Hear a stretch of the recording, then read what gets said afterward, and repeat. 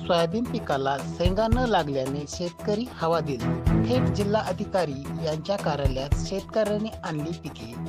राज्य शासनाने महाडीबीटी पोर्टल अंतर्गत 100% अनुदान तत्वावर कृषी विभागाने सोयाबीन बियाणे फुले किमाया KDS 753 या जातीचे बियाणे वाटप केले होते. त्यामध्ये शेतकऱ्यांना हेक्टरी 75 kg बियाणे वाटपकरिता आदेशित केले होते. तेव्हा कृषी केंद्र चालकाने 75 kg ऐवजी 66 किलो बियाणे दिले होते. त्यांची पेरणी केली असता झाडांना शेंगा लागल्या नाही. ज्या शेंगा लागल्या त्या भरण्या पूर्वीच गळत आहेत.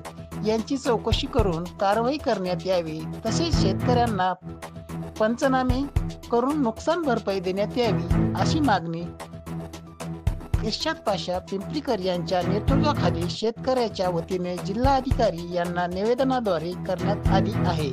यावेळी इर्शाद पाशा, दीपक काष्टे, नितीन सावंत समावेश बहुसंख्य शेतकरी मोठ्या संख्येने उपस्थित होते. इर्शाद पाशा पिंपरीकर यांच्या नेतृत्वाखाली दीपकजी काष्टे नावाचे शेतकरी आपल्या परभणीच्या जिल्हाधिकारी कार्यालयामध्ये आले.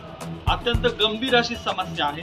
सोयाबीन नुसतं वाढलंय, त्याला शेंगा लागल्या नाही. एकतर शेंगा लागल्यात त्या काही म्हणजे पूर्ण भरल्याच नाही, आणि ज्या काही नेमक्या भरायचा प्रयत्न चालू होता त्या सगळ्या पिवळ्या पडलेल्या आहेत. शेतकऱ्यांनी जगायचं कसं, वावरायचं कसं सांगा.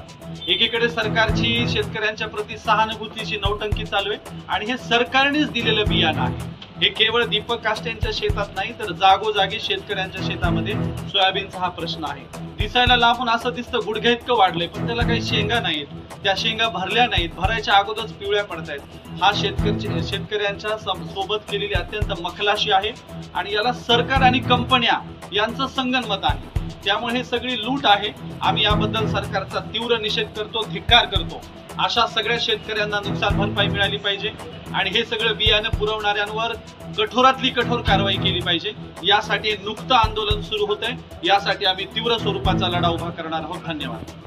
आज माननीय जिल्हाधिकारी यांना महाडीबीटी पोर्टलवर जे काही सोयाबीन 753 बियाणं राज्य शासनाच्या वतीनं पोर्टलवर 100% अनुदान तत्वावर देण्यात आलं होतं.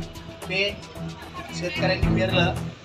पहिलं तर 75 किलो ऐवजी 66 किलो बियाणं त्या ठिकाणी शेतकऱ्यांना देण्यात आलं होतं, आणि ते बियाणं पूर्णपणे बोगस आहे.